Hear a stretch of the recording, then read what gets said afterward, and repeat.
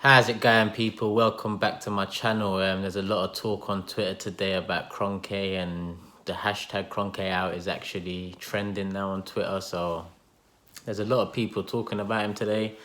I don't know why today. I don't know what in particular has caused the sudden outrage about him. But if you've looked into things like I have over the years, you'd know he's been a big problem for a long time. So I'm glad to see it finally happening. I'm glad to see it picking up some pace, but I fear that it's a little too late, in my opinion. He has 100% ownership now, so any protests, any fan unity at last, um, would probably fall on deaf ears. Now he owns 100% of the club. Now he doesn't have to have the annual Gunner fan meeting with the supporters trust. It's going to be a very difficult job in getting rid of him, that's for sure. I think maybe the pressure that we could apply through some consistent unity and protesting and action as a unit of Arsenal fans across the world, not just match-going fans. I feel we can force him into spending a bit more, investing a bit more over the next year or two, but getting him out right now when he owns the whole thing. Yeah, and he rejected a bid was it just last year or the year before from Usmanov to take over.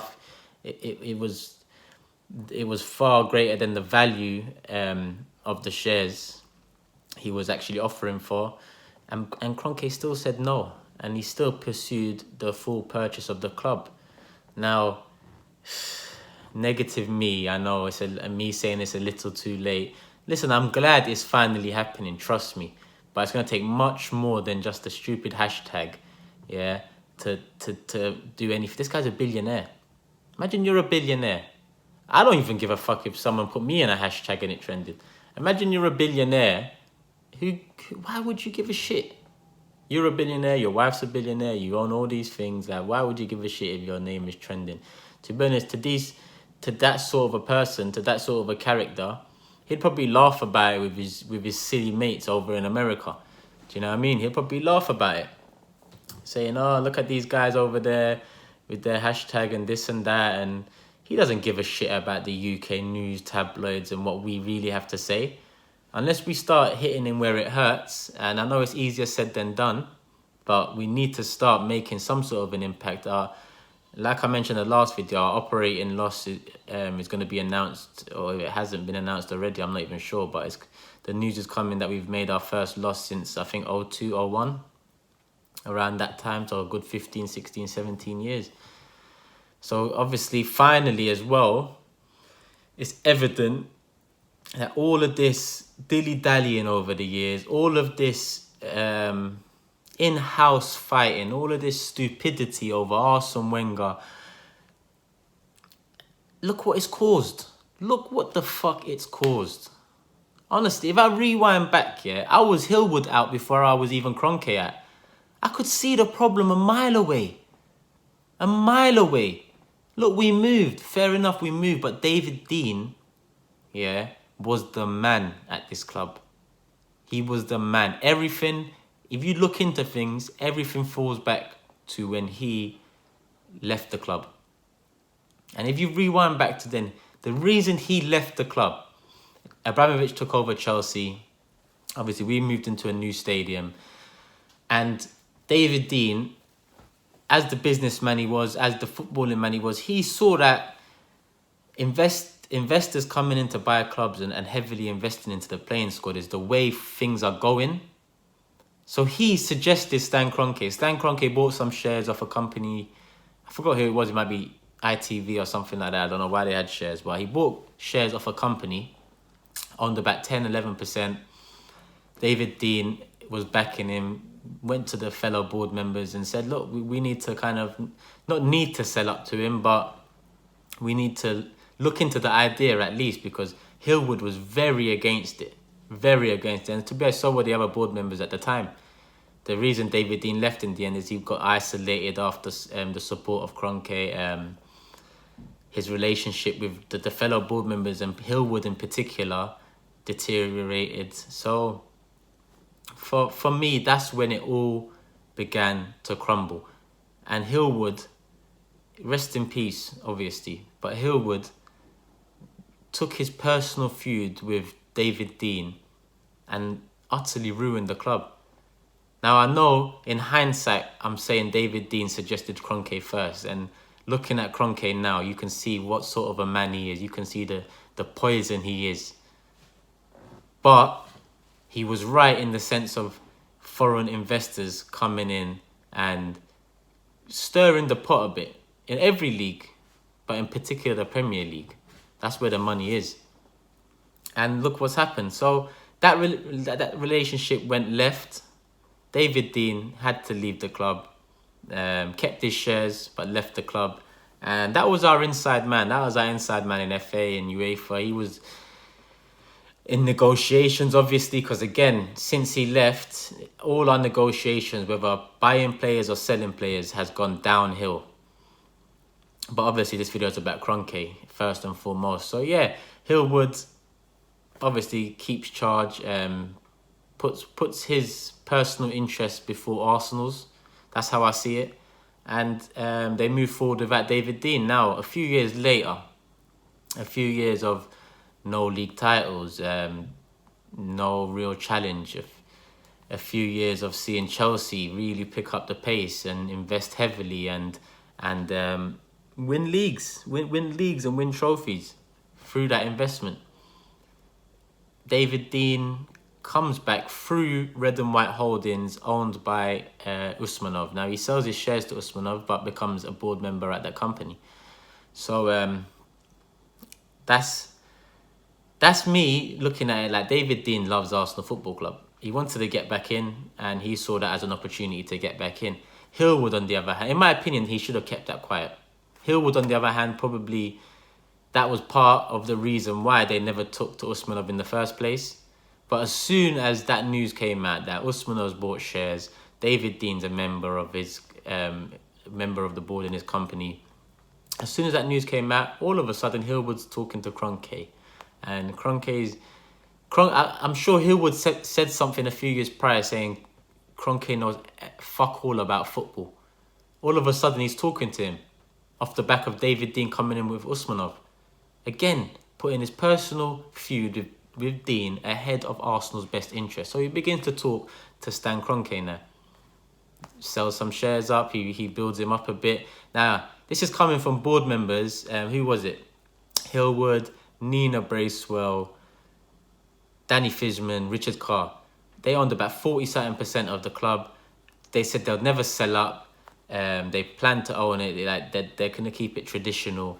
This was their whole motto behind isolating David Dein and him having to leave the club in the end. But all of a sudden now, Kroenke's getting shares here, getting shares there. He's on the board now. He's also all of a sudden a part of Arsenal Football Club.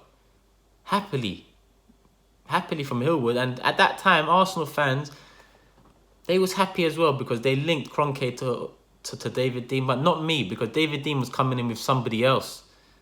And that's who I wanted from then. And I wish he still owns something in the club now, but I'll move on to that. So yeah, they started selling shares up. Kroenke becomes a higher share owner, has more of a say, gets let onto the board. So he's involved in meetings, he's involved in decisions, he's involved in the all-round general structure of Arsenal Football Club, along with the other board members, which was at the time Hillwood. And still, look, Fishman, rest in peace, he's an Arsenal fan, but at the end of the day, is it coincidence that he had a word with Hillwood and then sold some shares a couple of weeks before his death? He sold some shares to Kroenke to make him majority owner. Nina Bracewell, the same thing. And Nina Bracewell tried to come out a few years later and say, we need a new, young, dynamic board and it's getting stale. And listen, shut the fuck up, because you're as big a reason as anyone why this club is fucked. Like, at this time, I feel like all of them was listening to Hillwood, and I feel like he was the real catalyst to catapult Kroenke into this position right now. When you look at it, when Usmanov got 30%, Usmanov should have been allowed on the board. So that's the next thing. Kroenke's been allowed on the board, everything, and he's allowed to make decisions. Now, Usmanov makes a certain percentage, which gives them a decision to make on the board, whether they allow him on there or not. They didn't allow him. Can anyone give me a justifiable reason why they didn't allow him? You can't. So why at the time didn't we speak up about it? Like, people are going to comment and say, yeah, you could have. Listen, I wasn't on AFTV until a couple of years ago. Yeah, AFTV's only been around 7 years. This problem, like I said, it started a long fucking time ago. I was fed up of it. I am fed up of it. But finally, if I see some movement from fellow Arsenal fans, yeah, and now I've got a little platform, I don't mind pushing it. I don't mind actually trying to fucking make the changes we was meant to make years ago. But yeah, look, Usmanov now comes in, owns a little bit of the club now as well, but they decide not to let him on the board. No reason whatsoever. Something about tradition still, but I don't know how the tradition stayed when they allowed Kroenke in. So, in my opinion, that was just clear racism. That's how I see it. They just didn't want someone like that on the board, and they didn't allow him on the board. So, essentially, it was like me or you owning 30% of Arsenal Football Club, literally just owning it, but you can't do nothing. That's how they treated Usmanov, and I understand why he sold up in the end, but it's a shame because it seemed like all he wanted to do was really like invest. He said he supported Arsenal Football Club. He said he wants to it seemed like he wanted to have fun. And at the end of the day, that's what all these billionaires and these rich owners are doing with their football teams, having fun. Man City, Chelsea, across the world, even Real Madrid for years before these billionaire owners came in, they've been having fun with their money. That's what it's about. Like, it's entertainment for your fan base at the end of the day. That's how you really grow as a football team, and that's how you really grow as a brand. It goes hand in hand. All this talk about, yeah, we need this player because he's a brand, or we need this because it's a brand, you win matches, you win leagues, you win trophies, and your brand grows. That's how you grow it, entertainment. But yeah, so he's not allowed on the board. Arsene Wenger comes out in support of Kroenke as well at this time. And I just want to move on to Arsene Wenger because, again, our fan base, how could we give Wenger so long to fuck this club up? How can we do it? Like, I was vexed pretty early on. I was angry from about 4 years or so. I was angry from about 08, 09. I wanted change from then. But back then I was like, 5% of the fan base. Then it slowly grows. When I mean slowly grows, I mean it takes years to grow. And even at the time of his departure, I don't even know if he was the majority that wanted him at. After 2 seasons of finishing outside the top 4, I still don't know if we was the majority. But we got there in the end. But like I said at the beginning of this video, a little too late. Like, essentially, him, Gazidis and Kroenke, just by sitting back and letting it happen, have fucked the club. Fuck the club. So I've explained how Hillwood started fucking the club with his personal feud with Dean. I've explained how Kroenke come in. I explained how they dismissed Usmanov early on and basically favoured Kroenke for whatever reasons. I can have my opinion that it's racism, but you can have yours and say whatever it is. All we know, it's not fair what they did to Usmanov. Wenger should have gone a long time ago. People supported him. People said he hasn't got the money. Rare tear. But at the end of the day, money started opening up. When we signed Mesut Ozil that season, that summer, I know it was right at the end, but moving forward, we smashed our transfer record with that fee. So as an Arsenal fan, I thought, you know what, now's the time. Like I said in another video, I bought the Ozil shirt. I thought, you know what, now is the time to start supporting properly again and start investing back. It looks like the time is coming now. Next year we buy Sanchez, big player again. We beat Liverpool to him. Not that Liverpool was the level they're at now back then, but it's still another club that's competing for top 4. So we got Sanchez, another big signing. Never kicked on from there. And yes, Kroenke is to blame for the lack of investment. Yes, he is, because it's a joke, and his lack of business acumen in that department. Like these oil billionaires and whatever else, they've come in and they've invested through other businesses. So at the end of the day, they're being investigated now, but they've created what they've created. Even if they get banned from the Champions League, they've got a team and now a little history where players would definitely rather them at Man City than us. Just off the back of that, even if they broke the law, yeah, they're being investigated. Same with PSG being investigated, but they were smart enough to reinvest through other businesses, essentially their own money, but through another business. Kroenke didn't. He didn't. And we've been left so far behind, and now you can't even do that. Even if you said, you know what, fuck, I need to start doing something like that, you can't. Because FFP really is in now. They're really investigating. They're really looking into things. There really talks of them doing shit. We'll soon find out with Man City. But as you can see with Chelsea's transfer ban and whatnot, it's starting to come into fruition. Atletico were banned, and big clubs are getting banned from transfers. I haven't seen one banned from a big competition yet, but I'm sure that will come soon enough. So we've fallen behind, and really and truly now that there's no way back in terms of reinvestment. And that's why in the past 6 months, I've not been as vocal about Kroenke as I have been before. But trust me, if it's picking up pace, it is.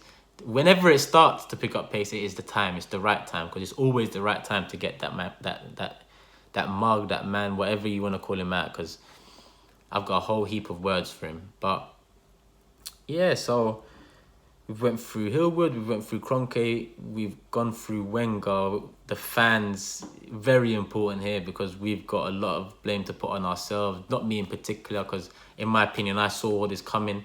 I'm not a know-it-all or nothing, but it was plain to see. When you really look back on things, yeah, and if you really watch this video through, you'll understand how it was plain to see. You'll understand that. Maybe you didn't see it at the time, but me being so close to things down here in North London, and really being so passionate, season ticket holder, spending hard-earned money for how long now? 20 plus years.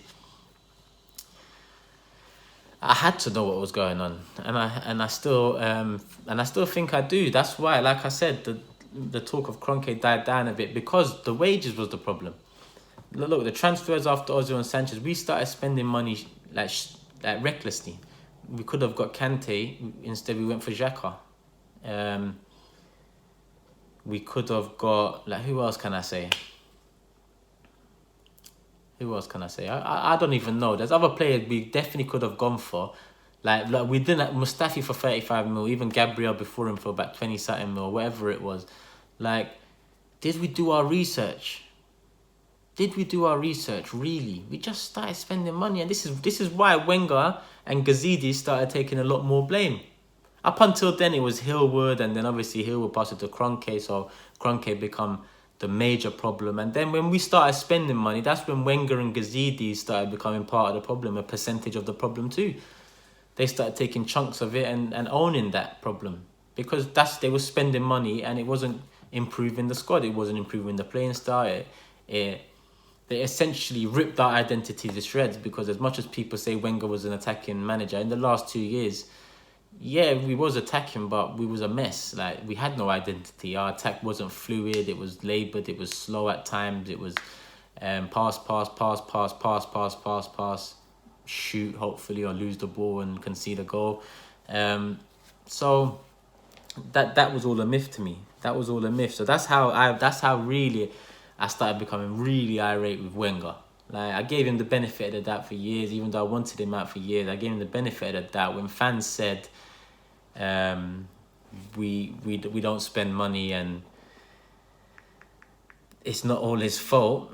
I guess I get that a bit, but it's still not. As fans, we should have been more. Like, we should have saw this. We should have saw it. Like that. There's a guy on there, my Instagram from America, Reed_O, I think, R3ID_O. He listen, he put it better than I could. Now all of a sudden people are asking me to hashtag this and hashtag. I won't hashtag, but I'll protest. I'll be at the stadium. The kit launch is the one. I should have mentioned that earlier on so more people could see it, because I know a lot of people are locked off by now. But the kit launch, I'm going to be there. It's the same day I fly out for a holiday in the afternoon, but I'm going to be there from early and try and print off some flyers beforehand, try and print off something. I want Kroenke masks. I want something there to start a protest. At least the news cameras will be there.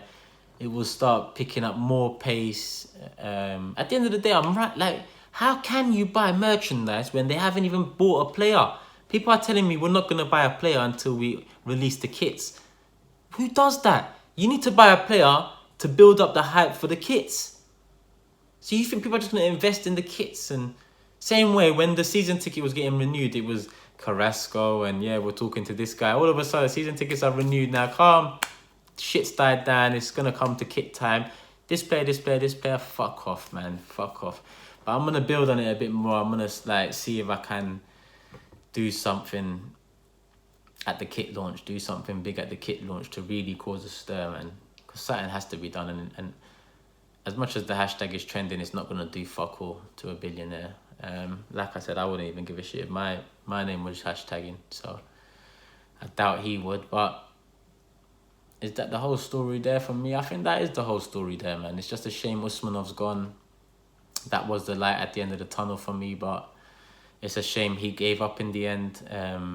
So we're left with Kroenke. Like I said, it's going to be nearly impossible to push him out of 100% ownership. So wish us luck. If you're not an Arsenal fan, wish us luck. If you're an Arsenal fan, then boy, we've got a lot of fucking work to do. I'm telling you, a lot of fucking work to do, mate.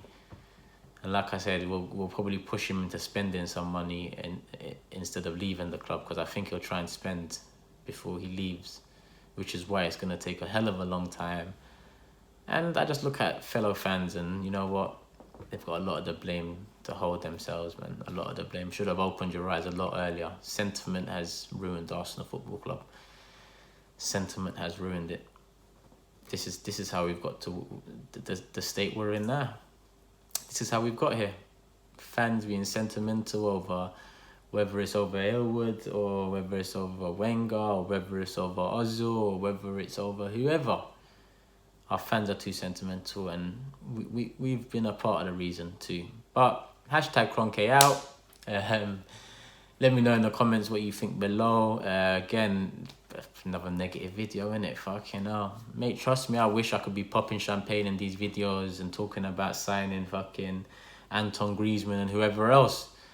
Koulibaly, but it's not going to happen. So for now, this is what you're going to have to get. You're going to get the odd laugh from me, because sometimes, you know, when you've gone through so much like pain, yeah, you've just got to laugh. You've just got to laugh. So yeah, let me know in the comments what you think below. And yeah, share this video, man. I think this video needs to go out there so people can really understand how the story developed from Hillwood to Kroenke to Usmanov to Wenger to everything. Gazidis, how it all built up, and then really we're left with this pile of shit. This real hot pile of shit in our hands. But yeah, this video has gone on too long, man. Like, share, subscribe. Follow the Instagram, Turkish LDN. Follow the Twitter, Turkish LDN.